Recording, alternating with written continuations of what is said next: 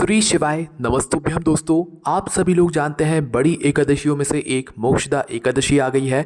पर ये मोक्षदा एकादशी कब है? 11 दिसंबर को है या 12 दिसंबर को है? मोक्षदा एकादशी का हमें व्रत कैसे रखना चाहिए और किस दिन रखना चाहिए? मोक्षदा एकादशी की तिथि कब से लेकर कब तक है? किस समय हमें जो है फलाहार करना चाहिए और एकादशी व्रत के क्या नियम हैं? इस मोक्षदा एकादशी के नियमों में हमें किन नियमों का पालन करना चाहिए, ये चीज़ें हम आपको इस वीडियो में बताने वाले हैं। अगर आप लोग भी मोक्षदा एकादशी का व्रत रखते हो या मोक्षदा एकादशी के बारे में जानना चाहते हो तो ये वीडियो एक बार पूरा ज़रूर देखिएगा। देखिए दोस्तों, मोक्षदा एकादशी जो है इस बार एक ही तारीख को पड़ रही है। इस बार किसी को कोई कंफ्यूज होने की यहाँ पर ज़रूरत नहीं है। मोक्षदा एकादशी इस बार 11 दिसंबर 2024 के दिन ही पड़ रही है। उसका कारण क्या है वो भी यहाँ पर हम आप लोगों को बता देते हैं। देखो, कुछ लोगों को यहाँ पर तिथि समझने में दिक्कत परेशानी आ रही है, तो अभी हम आपको बहुत अच्छे से बहुत ही सरल भाषा में तिथि समझा देते हैं कि मोक्षदा एकादशी की तिथि कब से लेकर कब तक प्रारंभ हो रही है और किस वजह से इस बार सभी वर्ण के लोगों को सिर्फ और सिर्फ एक ही दिन एकादशी माननी है, एक ही दिन मोक्षदा एकादशी माननी है, जो कि दिन रहेगा 11 दिसंबर 2024 का, है ना। तो देखो, इस बार जो मोक्षदा एकादशी की जो तिथि प्रारंभ हो रही है, मतलब जो तिथि शुरू हो रही है, वो 11 दिसंबर के दिन हो रही है। मतलब कि 11 दिसंबर को जिस दिन बुधवार है उस दिन सुबह 3:44 से, है ना। अब यहाँ पर सुबह के चक्कर में लोगों को समझ नहीं आ रहा है कि ये सुबह का समय कौन सा समय है। क्या वो दोपहर का समय होता है, वो समय होता है, या जो रात्रि का समय होता है, सुबह का समय, वो समय होता है? तो देखो, 11 दिसंबर बुधवार के दिन सुबह 3:44 का वो समय है। आप उदाहरण से समझो, 10 दिसंबर की रात को 12 बजे, तो 12 बजे के बाद में जो 3:44 का समय होगा, क्योंकि 12 बजे के बाद तिथि दूसरी लग जाती है, तो 10 तारीख के दिन जो रात को 12 बजेंगे, फिर 12 बजे के बाद जो 3:44 का समय होगा, जो कि अगली तिथि में आ जाएगा, मतलब तो दोस्तों इसके बाद जो है अगले दिन लग जाएगा, मतलब अगली तारीख लग जाएगी, जिस वजह से 12 बजे के बाद जो 3:44 का समय होगा ये आएगा दोस्तों 11 दिसंबर में, है ना। तो 11 दिसंबर के दिन, बुधवार के दिन रात्रि को, मतलब वो सुबह का समय ही होता है एक तरीके से, तो 11 दिसंबर को बुधवार के दिन सुबह 3:44 को, कौन से समय से? सुबह 3:44 से हमारी मोक्षदा एकादशी की तिथि शुरू हो जाएगी, जो कि दोस्तों अगले दिन तक यहाँ पर चलने वाली है, जिसकी तिथि का जो समापन का समय है वो भी जान लो। तो देखो, तिथि का जो समापन का समय है वो है दोस्तों 12 दिसंबर के दिन। किस दिन? 12 दिसंबर के दिन जो रात्रि का समय होगा 1:09 का। अब यहाँ पर भी लोगों को कन्फ्यूजन है। तो देखो, 11 दिसंबर के दिन सुबह 3:44 से हमारी जो मोक्षदा एकादशी की तिथि है ये शुरू हुई। अभी जो तिथि है दोस्तों ये अगले दिन तक चलने वाली है, वो भी सिर्फ रात्रि के समय तक। मतलब आप उदाहरण से समझो कि 11 दिसंबर की जो रात के 12 बजेंगे, तो उस रात के 12 बजे के बाद जो रात्रि का 1 बजेगा, 1:09 का समय होगा, उस समय तक जो है हमारी ये एकादशी तिथि जो है रहेगी, है ना। क्योंकि 12 बजे के बाद जो है यहाँ पर दूसरी तारीख लग जाती है, तो इस वजह से हम इस रात्रि के 1:09 को जो है यहाँ पर 12 दिसंबर में बोल रहे हैं ना।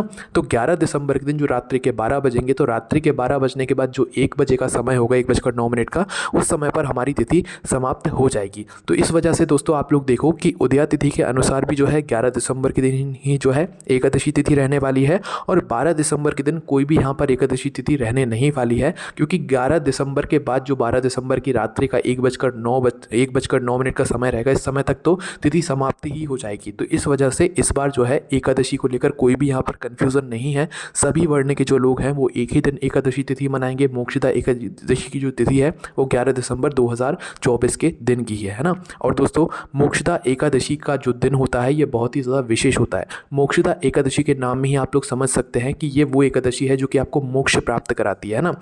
इसी के साथ में दोस्तों, मोक्षदा एकादशी के दिन एक और ऐसा दिन होता है जो कि गीता जयंती का होता है, क्योंकि दोस्तों इस दिन भगवान श्री कृष्ण जी ने जो है अर्जुन को है गीता सुनाई थी, है ना। जिस वजह से दोस्तों इस दिन जो है गीता जयंती भी मनाई जाती है, और गीता जयंती को जो है बहुत ही अलग अलग रूपों में जो है हर जगह मनाया जाता है। इस दिन अगर आप चाहें तो गीता जी का पाठ भी कर सकते हैं एकादशी का व्रत रहने के साथ साथ में, है ना।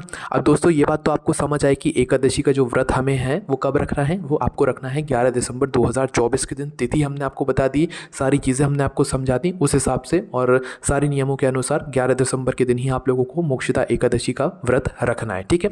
अब जब आप लोग 11 मतलब दिसंबर को मोक्षदा एकादशी का व्रत रखोगे, तो इसका पारण कब करोगे? पारण हमेशा कब किया जाता है? अगले दिन किया जाता है। मतलब 11 दिसंबर के दिन तो आप लोग मोक्षदा एकादशी का व्रत रखोगे, पर पारण जो इसका है वो आप करोगे अगले दिन, मतलब कि 12 दिसंबर के दिन। तो व्रत के पारण का जो समय है वो भी आप लोग जान लीजिए। देखिए, 12 दिसंबर को जो है यहाँ पर जो आपको मोक्षदा एकादशी के व्रत का जो पारण करना रहा है वो उसका जो समय है वो 12 दिसंबर को सुबह 7:04 से लेकर सुबह के 9:09 के बीच का जो समय है, इस समय में आप लोग अपना जो एकादशी का व्रत का जो पारण है वो कर सकते हो। मतलब अपना जो एकादशी का व्रत है उसको खोल सकते हो। 11 तारीख को आपको एकादशी का व्रत नहीं खोलना है, उस दिन तो आपको पूर्ण रूप से व्रत रखना है, पर उसके अगले दिन मतलब कि 12 दिसंबर को सुबह 7:04 से लेकर सुबह 9:09 के बीच में कभी भी आप अपना जो व्रत है उसको खोल सकते हो, मतलब कि अपने व्रत का पारण कर सकते हो, है ना। मार्गशीर्ष माह के शुक्ल पक्ष की ये जो एकादशी होती है, मोक्षदा एकादशी, ये बहुत ही खास होती है। जो भी लोग इसका व्रत रखते हैं भाई उनको बहुत अच्छी तरीके से मोक्ष की यहाँ पर प्राप्ति होती है, भगवान का आशीर्वाद प्राप्त होता है, भगवान विष्णु जी का आशीर्वाद प्राप्त होता है, माता लक्ष्मी जी का यहाँ पर आशीर्वाद प्राप्त होता है। ठीक है, तो ये हमने आपको सारी कन्फ्यूज़न क्लियर कर दिया कि भाई मोक्षदा एकादशी किस दिन आपको मनानी है, व्रत किस दिन रखना है, व्रत का पारण कब करना है। अब इस मोक्षदा एकादशी से जुड़े हुए कुछ नियमों के बारे में हम लोग जान लेते हैं, क्योंकि मोक्षदा एकादशी बड़ी एकादशियों में से एक होती है ना। अब देखो, जो लोग मोक्षदा एकादशी का व्रत रखते हैं भाई उन लोगों को 3 दिनों के नियमों का पालन करना चाहिए, जितना ज़्यादा हो सकता है उतने ज़्यादा नियमों का पालन करना चाहिए। ठीक है, जो लोग मोक्षदा एकादशी का व्रत रखते हैं भाई उन लोगों को जो है दशमी तिथि और द्वादशी तिथि मतलब और बीच की एकादशी, ये 3 दिनों के नियमों का पालन करना चाहिए। मतलब इन 3 दिनों के नियमों में आपको एकादशी व्रत का ही पालन करना चाहिए। एक तो एकादशी के एक दिन पहले का और एकादशी के बाद का, है ना। दशमी, एकादशी और द्वादशी तिथि, इन 3 दिनों में आप लोगों को एकादशी तिथि के नियमों का यहाँ पर मतलब नियमों का पालन करना चाहिए। ठीक है, अब दोस्तों सबसे पहली चीज़ जो दशमी तिथि रहेगी, इस दिन आप लोग ध्यान रखिएगा कि कोई भी आप लोग लहसुन प्याज वगैरह का प्रयोग या सेवन ना करें, कोई भी अशुद्ध भोजन जो होता है वो ना करें, शुद्ध भोजन ही करें। और अगर हो सके तो दशमी के दिन सिर्फ और सिर्फ एक ही समय भोजन करें, क्योंकि अगले दिन जो है आप लोगों का एकादशी का यहाँ पर व्रत रहेगा। ठीक है, इसके बाद में दोस्तों दशमी तिथि के दिन आप लोगों को चावल वगैरह का प्रयोग नहीं करना है, मतलब चावल वगैरह नहीं खाना है, क्योंकि एकादशी के नियमों में दशमी तिथि भी आती है। इस वजह से आप लोगों को दशमी तिथि के दिन चावल वगैरह नहीं खाना है। और एक पोहा भी होता है जैसे नाश्ते के रूप में आप लोग कहते हो, तो वो भी कहीं ना कहीं चावल से ही बनता है। तो दशमी तिथि के दिन आप लोग नाश्ते के रूप में पोहे का भी इस्तेमाल मत करना। ये नियम उन लोगों के लिए हैं विशेष रूप से जो लोग मोक्षदा एकादशी का व्रत रखने वाले हैं और इसका पूर्ण रूप से फल लेने वाले हैं ना। तो आप लोगों को दशमी के दिन चावल वगैरह का प्रयोग नहीं करना है। आप लोगों को जो है यहाँ पर पोहा वगैरह नाश्ते के रूप में नहीं खाना है। हाँ, भगवान के कार्य में आप चावल का प्रयोग कर सकते हो, पर खुद को आपको चावल नहीं खाना है ना। अब दशमी के दिन तो आप लोग चावल बिल्कुल नहीं खाओगे, और एकादशी के दिन तो भाई खाना ही नहीं है, ये बात आप सभी लोग जानते हो। चावल का प्रयोग नहीं करना है, ना तो पोहा वगैरह नाश्ते का प्रयोग करना है एकादशी के दिन, क्योंकि जो लोग व्रत रहेंगे उनको तो वैसे ही नहीं करना होगा। पर दोस्तों जो अगले दिन का समय होगा द्वादशी तिथि का, इस दिन आप लोगों को चावल ज़रूर खाना है ना। द्वादशी तिथि के दिन आपका जो व्रत का पारण रहेगा, व्रत के पारण के बाद में आप लोग पोहा भी खा सकते हो, नाश्ता भी कर सकते हो, और जो आपके चावल है उनका प्रयोग भी कर सकते हो। ठीक है, ये नियम है, इस बात का आप लोग ध्यान रखिएगा। ठीक है, इसके बाद में दोस्तों लहसुन प्याज का हमने आपको बता दिया। लहसुन प्याज आपको दशमी तिथि के दिन नहीं खाना है और द्वादशी तिथि के दिन भी नहीं खाना है। द्वादशी तिथि के दिन बस आप लोग चावल वगैरह खा सकते हो, है ना।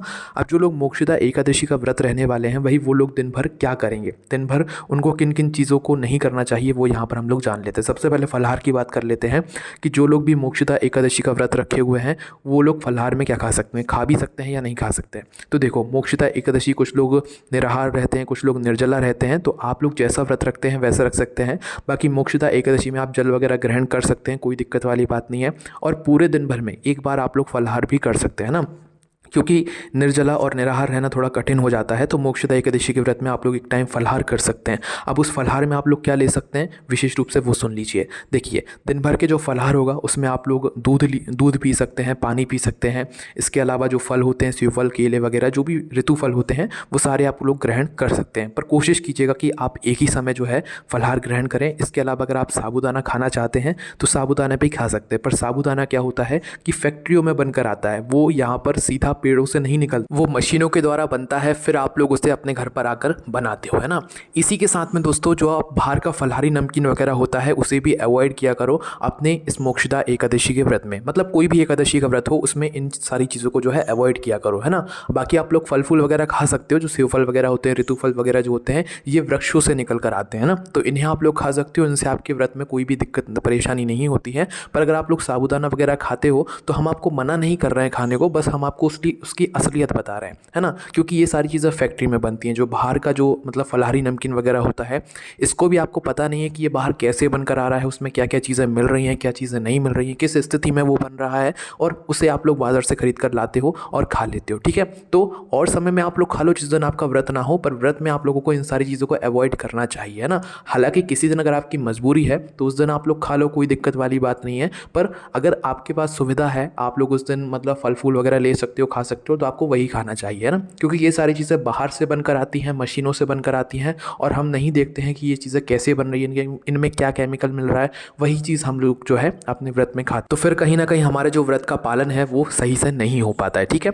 इसी के साथ में दोस्तों आप लोगों को जो है और कुछ नियमों का पालन भी यहाँ पर ज़रूर करना चाहिए। जैसे कि एकादशी व्रत के दिन आप लोगों को सोना नहीं चाहिए, है ना। हालांकि रात में भी नहीं सोना चाहिए, पर रात में तो आप लोग सो सकते हो। बस कोशिश ये करनी चाहिए कि अगर आपने मोक्षदा एकादशी का व्रत रखा हुआ है तो आप लोग सुबह के समय ना सो। सुबह के बाद जो दोपहर होगी, दोपहर के बाद जो शाम होगी, इन समय में आप लोगों को नहीं सोना है। बहुत सारे लोग सोते हैं, इसलिए हम आपको ये बात बता रहे हैं। और दिनों में आप लोग सो, दिक्कत नहीं है, पर कोशिश करना कि एकादशी व्रत के दिन आप लोग जो है दिन की जो नींद होती है उसे ना लो, क्योंकि दिन भर आप लोगों को भगवान के नाम का जाप करना चाहिए, है ना। इसके बाद में दोस्तों एकादशी व्रत के दिन आप लोगों को कोई भी वृक्ष के पत्ते नहीं तोड़ने चाहिए, दातुन नहीं करना चाहिए, दातुन के लिए जो आप लकड़ी तोड़ते हो वो भी नहीं तोड़नी चाहिए।